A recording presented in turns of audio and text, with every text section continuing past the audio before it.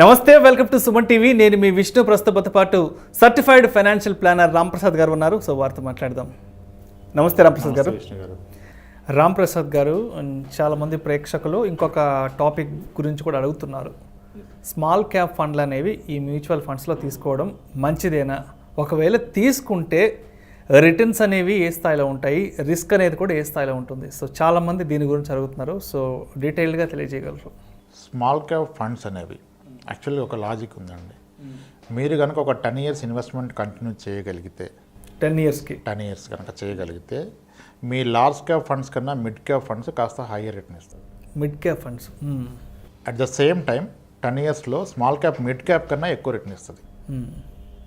కానీ షార్ట్ పీరియడ్లో ఇది రివర్స్లో ఉంటుంది. షార్ట్ పీరియడ్ రివర్స్ రిస్క్ అనేది రివర్స్లో ఉంటుంది. దీనికి షార్ట్ పీరియడ్లో ఏమవుతుంది, మీకు స్మాల్ క్యాప్ ఒకసారి ఇప్పుడు మనకి most popular small cap fund ఒకటి ఉంది మార్కెట్లో, ఎస్బీఐ స్మాల్ క్యాప్ ఫండ్ అంటారు. SBI small cap fund. అది 1 yearలో 2014లో విత్ ఇన్ 1 year 111% రిటర్న్ ఇచ్చింది. 111% రిటర్న్ ఇచ్చింది 1 yearలో. అలానే దాని తర్వాత ఇయర్స్లో ఒకసారి -20% రిటర్న్ ఇచ్చింది. -20. కస్టమర్ ఈ రెండు కనుక తట్టుకోగలిగితే స్మాల్ క్యాప్ తీసుకోవచ్చు. ఈ రెండు తట్టుకోగలిగినప్పటికి కూడా అతని ఇన్వెస్ట్మెంట్ టైం పీరియడ్ అనేది మినిమం 10 years ఉంటే స్మాల్ క్యాప్ తీసుకోవచ్చు. Minimum 10 years. చాలామంది స్టాక్స్ చెప్తున్నారు కదా మనకి అద్భుతమైన రిటర్న్ వచ్చాయి, 70-80% వచ్చాయి లాస్ట్ 1 yearలో అని.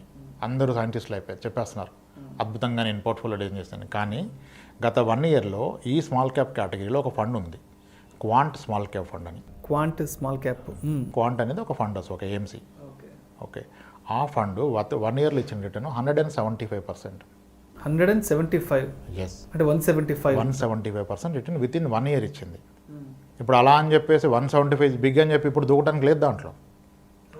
మళ్ళీ 175 అవ్వదు కదా, మేబీ నెక్స్ట్ ఇయర్ -40% ఇవ్వచ్చు. కానీ అటువంటి స్మాల్ క్యాప్ ఫండ్లో మీరు 10 years ఉంటే 10 years average return large cap కనుక 12 ఉంటే మిడ్ క్యాప్ 13-14 ఉంటుంది, స్మాల్ క్యాప్ 16-17 ఉంటుంది. ఓకే. సో అయితే మనం అండర్స్టాండింగ్ 10 years వరకు ఇన్వెస్ట్ చేస్తున్నాం, కానీ 10 years ఉండే అవకాశం ఉండకపోవచ్చు, మధ్యలో అత్యవసరాలు రావచ్చు, తీయాల్సి రావచ్చు. కాబట్టి మీకు మీ గోల్ అనేది 10-14 years తర్వాత ఉన్నా సరే పూర్తి అమౌంట్ స్మాల్ క్యాప్లో పెట్టడం కూడా కరెక్ట్ కాదు. ఓకే. స్మాల్ క్యాప్ అనేది మీ భోజనం తర్వాత పెరుగన్నం లాంటిది. ఓకే ఓకే ఓకే, చివరిగా ఫినిష్ చేయాలంటే పెరుగన్నం వేసుకుంటారు కదా, అలానే మీ పోర్ట్ఫోలియోలో ఒక స్మాల్ క్యాప్ స్కీమ్ కూడా పెట్టుకోండి. దానికి మీ ఓవరాల్ పోర్ట్ఫోలియోలో కాస్త వెయిటేజ్ ఇవ్వండి, ఒక 5% ఆ 10%, దాని బియాండ్ ఇవ్వద్దు. సో ఇలా ఒక పోర్ట్ఫోలియో బిల్డ్ చేసుకుని వెళ్తున్న క్రమంలో ఒక ఇన్వెస్టర్కే ఒక అండర్స్టాండింగ్ వచ్చేస్తుంది. ఆ కాన్ఫిడెన్స్ వచ్చిన రోజు మీరు స్మాల్ క్యాప్ పెంచుకోవచ్చు. కొంతమంది ఇన్వెస్టర్స్ వెరీ క్లియర్, సార్ మీరు చెప్పిన లాజిక్ కరెక్ట్, 10 yearsలో వస్తుంది, ఇది ప్రూవ్ అయింది, నేను క్రాస్ చెక్ చేశాను, సో నేను 10 yearsలో తీయనండి, నాకు ఎన్నో అసెట్స్ ఉన్నాయి, నాకు అవసరమైతే ఒక స్థలం అమ్ముకుంటాను, పొలం అమ్ముకుంటాను, గోల్డ్ అమ్ముకుంటాను, మ్యూచువల్ ఫండ్ అమ్మనండి, సో నేను స్మాల్ క్యాప్లో పెడతా అంటారు. మేము ఎంతో కష్టపడి ఆయన పూర్తిగా పెట్టొద్దని అని చెప్పి ఒక 30-40% వెయిటేజ్ ఇస్తాం. సో స్మాల్ క్యాప్ అనేది right investment for a longer period. Longer పీరియడ్కి అయితే మంచిది. అంటే ఈ టెన్యూర్ అనేది ఎక్కువ తీసుకోవాలి. ఆ ఎక్కువ టెన్ ఉండగలిగితే ఈ మధ్యలో మీరు అన్న 100% ప్లస్ వస్తుంది, -20 వస్తుంది. ఇవన్నీ కాంబినేషన్లో మీకు లార్జ్ క్యాప్ ఫండ్స్ కన్నా మిడ్ క్యాప్ కన్నా ఒక 3-4% ఆల్ఫా ఎక్కువ ఇస్తుంది, హయ్యర్ రిటర్న్ ఇస్తుంది. సో స్మాల్ క్యాప్ తీసుకోవచ్చు, కానీ మీ పూర్తి ఇన్వెస్ట్మెంట్ స్మాల్ క్యాప్లో పెట్టకూడదు. ఓకే. దానికంటూ ఒక లిమిటెడ్ వెయిటేజ్ ఇచ్చుకోవాలి. ఒక బియాండ్ పాయింట్, ఒక 5-6 years మ్యూచువల్ ఫండ్స్ ఇన్వెస్ట్ చేశాక ఒక క్లయింట్కి పూర్తి ఐడియా వస్తుంది. మీకు ఒక ఎగ్జాంపుల్ చెప్తాను. నేను ఒక క్లయింట్ వచ్చి కలిసారు ఆఫీస్కి. ఆయన 2011 నుంచి ఇన్వెస్ట్మెంట్ చేస్తున్నారు మ్యూచువల్ ఫండ్స్లో. 2016లో ఆయన ఇల్లు కొన్నారు హైదరాబాద్లో. చాలా తక్కువ రేట్లో కొన్నారు, ఒక ఫ్లాట్ని 28 lakhsలో కొన్నారు ఆయన. ఆ 28 lakhs ఫ్లాట్ కొనడానికి గాను ఆయన మ్యూచువల్ ఫండ్ పోర్ట్ఫోలియో ఉన్న డబ్బుల్లో 14 లక్షల రూపాయలు రిడెంప్షన్ కొట్టారు ఆయన. 14 lakhs తీసేసి ఇల్లు కొన్నారు. ఎందుకంటే బడ్డీని ఉండొద్దు, నా ఈఎంఐ నా రెంట్ ఎంత ఉందో అంతే ఉంటే నాకు ఇబ్బంది ఉండదు కదా అని మ్యూచువల్ ఫండ్స్లో గల 14 లక్షల రూపాయలు తీసేసి దాన్ని డౌన్ పేమెంట్గా పెట్టి రిమైనింగ్ 14 lakhsకే లోన్ తీసుకున్నారు. ఓకే. సో ఆ రోజు ఆయనకున్న నాలెడ్జ్లో అది సరైన నిర్ణయం అనుకున్నారు. ఇప్పుడు నిన్న ఫైనాన్షియల్ ప్లానింగ్కి వస్తే ఆయనతో మాట్లాడుతూ ఉంటే నేను అన్నాను, సార్ అది ఎంతవరకు కరెక్ట్ అంటారు అన్నాను. మీకు లోన్ ఎలిజిబిలిటీ ఉన్నప్పుడు మీరు 28 lakhsలో అట్లీస్ట్ 24-23 lakhs తీసుకుంటే బాగుండేది కదా సార్, మీరు మ్యూచువల్ ఫండ్స్ అనవసరంగా తీసేశారని ఫీల్ అయ్యంటే, అయ్యో చాలా బాధపడ్డానండి, అది ఉంటే ఇప్పుడు దాని వాల్యూనే నాకు 30 lakhs అయిపోయేది, 35 lakhs అయ్యేది. ఎందుకంటే పోర్ట్ఫోలియో అప్పుడు కూడా ఆయన పూర్తి అమౌంట్ తీయాల, 14 lakhs తీసే రిమైనింగ్ ఉంచుకున్నారు.